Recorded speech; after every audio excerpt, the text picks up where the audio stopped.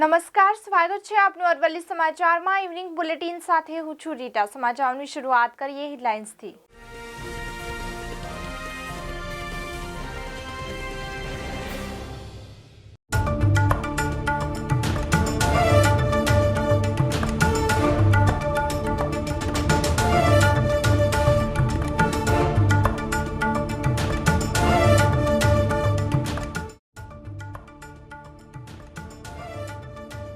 દ્વારકા નગરીના દર્શન માટે સરકારનો મોટો પ્રોજેક્ટ। દરિયામાં 300 ફૂટ નીચે સબમરીનથી દ્વારકાના દર્શન થશે। ખખડધજ રસ્તાથી ગ્રામજનો ત્રાહિમામ। ભિલોડાના કંથારિયાથી વાઘપુર સુધીનો રસ્તો આઝાદી પછી બિસ્માર હાલતમાં।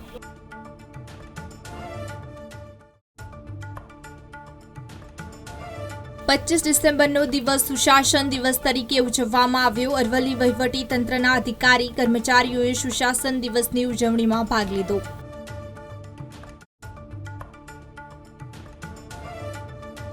માતા પિતા બાળકોને આજથી અપાવી શકશે કાંકરિયા કાર્નિવલની મજા। આ વર્ષે ધનુષ થીમ આધારિત પ્રવેશ દ્વાર અને ચંદ્રયાન 3ની થીમ આધારિત સેલ્ફી પોઈન્ટ આકર્ષણનું કેન્દ્ર બનશે। ડિજિટલ ગોલ્ડમાં રાજ્યમાં સુરતની હેટ્રિક। 5 દિવસમાં 6 કિલોની ખરીદી। ડિસેમ્બરની સ્કીમમાં કુલ 19.17 કરોડનું 30 કિલો સોનું વેચાયું। ભારતમાં દર વર્ષે 25 ડિસેમ્બરનો દિવસ સુશાસન દિવસ તરીકે ઉજવવામાં આવે છે। આ જ તારીખે ભૂતપૂર્વ વડાપ્રધાન અટલ બિહારી વાજપેયીનો જન્મદિવસ પણ છે। તેથી વાજપેયીના નેતૃત્વ તથા સમાજને એમને આપેલા યોગદાન બદલ એમને શ્રદ્ધાંજલિ અર્પણ કરવા માટે વડાપ્રધાન નરેન્દ્ર મોદીની સરકારે સત્તા સંભાળી ત્યારથી દર વર્ષની 25 ડિસેમ્બરનો દિવસ સુશાસન દિવસ તરીકે ઉજવે છે। મોદી સરકારે 2014ની 23 ડિસેમ્બરે વાજપેયીને ભારત રત્ન પુરસ્કારથી સન્માનિત કર્યા હતા। અરવલ્લી જિલ્લામાં સુશાસન દિવસના રોજ જિલ્લા કક્ષાની કચેરીઓમાં પડતર તુમાર નિકાલની ઝુંબેશ, રેકોર્ડ વર્ગીકરણની કાર્યવાહી, રેકોર્ડ રૂમની સાફ સફાઈ, નિભાવણી, જાળવણી અને યોગ્ય રીતે રેકોર્ડ ધ્યાને લેતા જિલ્લા વહીવટીતંત્ર દ્વારા જિલ્લા કચેરીઓને પ્રમાણપત્ર એનાયત કરવામાં આવ્યા। આ કાર્યક્રમમાં નિવાસી અધિક કલેક્ટર એન.ડી. પરમાર સહિત જિલ્લાના અધિકારીઓ ઉપસ્થિત રહ્યા। હજારો વર્ષો પહેલા સમુદ્રમાં ડૂબી ગયેલી ભગવાન શ્રી કૃષ્ણની દ્વારકા નગરીના હવે દર્શન થઈ શકશે। આ માટે સરકાર હવે દરિયાના પેટાળમાં સબમરીન ચલાવશે।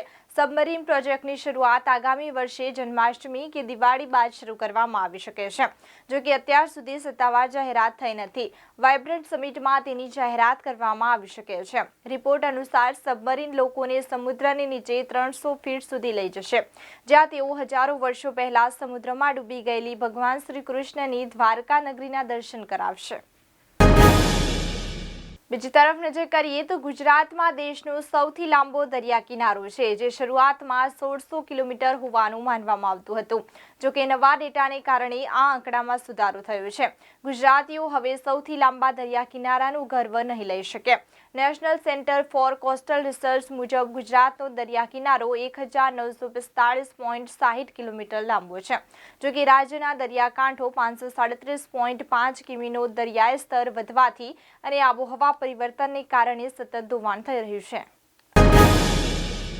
અંબાલાલ પટેલે ચેતવણી આપી છે કે હાલ 26 થી 27 ડિસેમ્બરમાં હવામાનમાં એકાએક પલટો આવવાની શક્યતાઓ છે। આ દિવસોમાં ગુજરાતભરમાં વાદળછાયું વાતાવરણ રહી શકે છે, પરંતુ 29 ડિસેમ્બરે હાડથી જવતી ઠંડીની શક્યતાઓ છે। ગુજરાતના ઉત્તરીય ભાગમાં તાપમાન ઘટતા ઠંડીનો ચમકારો અનુભવાશે। અરબ સાગરમાંથી પવનો ભેજ લઈને આવતા હોવાથી વરસાદની શક્યતાઓ છે। તેથી કચ્છ અને જામનગરમાં વીજળી સાથે વરસાદની શક્યતા વ્યક્ત કરાઈ છે। અમદાવાદમાં આજથી કાંકરિયા કાર્નિવલ શરૂ થવા જઈ રહ્યું છે। 25 થી 31 ડિસેમ્બર સુધી કાંકરિયા કાર્નિવલમાં અલગ અલગ ભવ્ય કાર્યક્રમોના આયોજન કરવામાં આવ્યા છે। હાલમાં બાળકોનું ક્રિસમસ વેકેશન ચાલી રહ્યું છે, ત્યારે આ કાર્યક્રમો બાળકોને મજા અપાવશે। આ વખતે વસુધૈવ કુટુંબકમ એક ધરતી એક પરિવારની થીમ પર કાર્નિવલ યોજવામાં આવ્યું છે। મુખ્યપ્રધાન ભૂપેન્દ્ર પટેલ આજે કાંકરિયા કાર્નિવલને ખુલ્લો મૂકશે। આ સાથે જ મુખ્યપ્રધાન અમદાવાદને 154 કરોડના વિકાસ કામોની ભેટ આપશે। કાંકરિયા કાર્નિવલમાં 3 ભવ્ય સ્ટેજ બનાવાશે। સમાચારોમાં આગળ વાત કરીએ તો દેશના ઘણા રાજ્યોમાં કપાસની ખેતી કરવામાં આવે છે. ગુજરાતમાં પણ ખેડૂતો કપાસની ખેતી દ્વારા નફો મેળવી રહ્યા છે. કપાસના પાકમાં સમયાંતરે રોગ જીવાતનું નિયંત્રણ કરવું પડે છે, નહીં તો પાક નુકસાનીની શક્યતા રહેલી હોય છે. કપાસમાં ખાસ કરીને ગુલાબી ઈયળનો ઉપદ્રવ જોવા મળે છે. તેનાથી થનાર નુકસાની ખેડૂતોને પાક બચાવવા ઉપાયો કરવા જોઈએ. રાજસ્થાનના મુખ્ય પાક પૈકી એવા એક કપાસના પાક પર ગુલાબી ઈયળનો ઉપદ્રવ જોવા મળી રહ્યો છે. તેથી ખેડૂતોને નુકસાન થાય તેવી શક્યતાઓ છે. ઉત્તર ભારતમાં શિયાળાની ઋતુ ચરમસીમાએ છે. દિલ્હી, એનસીઆર સહિત ઉત્તર પ્રદેશમાં ગાત્રો થીજવતી ઠંડી પડી રહી છે. હવામાન વિભાગની આગાહી અનુસાર મંગળવાર અને બુધવારે તાપમાનમાં વધુ 1 થી 2 ડિગ્રીનો ઘટાડો થઈ શકે છે.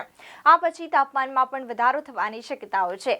હિમાચલ પ્રદેશ અને ઉત્તરાખંડ સિવાય કાશ્મીરમાં પણ હિમવર્ષા થવાની સંભાવનાઓ છે. હવામાન વિભાગના જણાવ્યા અનુસાર ચાલુ સપ્તાહમાં હવામાનમાં ઉતાર ચઢાવનો ક્રમ ચાલુ રહેશે, તો કેટલાક વિસ્તારોમાં વરસાદની શક્યતા વ્યક્ત કરી છે. સરકાર દ્વારા ડિસેમ્બર 2019 થી પીએમ કિસાન સન્માન નિધિ યોજના અમલમાં મુકાઈ હતી, જે અંતર્ગત ખેડૂતોને વર્ષે ₹6,003 હપ્તા દ્વારા ચૂકવવામાં આવી રહ્યા છે. જેમાં જિલ્લાના તમામ તાલુકાના 3,05,399 લાભાર્થી ખેડૂતોમાંથી 2,66,397 ખેડૂતોએ ઈ-કેવાયસી કરાવ્યું હતું તથા 39,000 ખેડૂતો ઈ-કેવાયસી નહીં કરાવતા 15મો હપ્તો ખેડૂતોના ખાતામાં જમા નહીં થાય. 11,361ની જમીનની વિગતો અપડેટ કરવાની બાકી છે તથા 40,000 ખેડૂતોએ બેંક આધાર સીડિંગ અપડેટ કરાવ્યા નથી, જેના કારણે આ ખેડૂતોને આગામી આવનાર પ્રધાનમંત્રી કિસાન સન્માન નિધિ યોજનાના હપ્તાનો લાભ મળી શકશે નહીં. દેવભૂમિ દ્વારકા જિલ્લો મહદ અંશે ખેતી પ્રધાન રહ્યો છે, જેના 70% લોકો ખેતીના વ્યવસાયમાં રોકાયેલા છે, જ્યારે અનેક ખેતમજૂર પરિવારો પર ખેતી પર જીવન નિર્વાહ કરી રહ્યા છે. ત્યારે ચાલુ વર્ષે દેવભૂમિ દ્વારકા જિલ્લામાં રવિ પાકનું વાવેતર જિલ્લાની કુલ ખેતીલાયક જમીનના 65.87% એટલે કે 1,62,000 હેક્ટર જમીનમાં શિયાળુ પાકનું વાવેતર થયું છે, જેમાં સૌથી વધુ જીરુંનું વાવેતર થયું છે. સમાચારોમાં આગળ વાત કરીએ તો યાત્રાધામ અંબાજીના ગબ્બરમાં 51 શક્તિપીઠ મંદિર પરિક્રમામાં શ્રદ્ધાળુઓ સૂર્યાસ્ત પછી પણ પરિક્રમા કરી શકશે. અંધારામાં જવાનો ભય ન રહે, ભક્તોની સલામતી માટે અને અહીં ગબ્બરના જંગલ અને પહાડોમાં પરિક્રમા કરતા ભક્તોની કોઈ મુશ્કેલી ન પડે તેમજ દીપડા, રીંછ કે અન્ય કોઈ પ્રાણીથી ભયમુક્ત બને આ પરિક્રમા માર્ગ પર દર્શન કરી શકે તે માટે લગભગ 3 કિલોમીટર સુધીના સમગ્ર માર્ગ પર લોખંડની જાળીવાળો સુંદર ડોમ લગાવવા અંબાજી મંદિર દેવસ્થાન ટ્રસ્ટ દ્વારા શરૂઆત કરી દેવામાં આવી છે. અમદાવાદીઓ માટે ફરી એકવાર ફ્લાવર શો તૈયાર થઈ રહ્યો છે. 30 ડિસેમ્બરથી શરૂ થનારા ફ્લાવર શો માટે એએમસી દ્વારા તડામાર તૈયારીઓ કરવામાં આવી રહી છે. આ વર્ષનો ફ્લાવર શો ખાસ બની રહેશે. આ વર્ષના ફ્લાવર શોમાં દેશ વિદેશના અવનવા ફૂલોની વેરાયટી જોવા મળશે. 12 વર્ષીય નાના બાળકો માટે એન્ટ્રી ફી રહેશે. 30 ડિસેમ્બરથી 15 જાન્યુઆરી સુધી 17 દિવસ સુધી ફ્લાવર શો ચાલશે. 12 વર્ષની ઉપરના લોકો માટે સોમવારથી શુક્રવારે ₹50 પ્રવેશ ફી રાખવામાં આવી છે. તો આ સાથે જ ઇવનિંગ બુલેટિનમાં અત્યારે બસ આટલું જ. નમસ્કાર.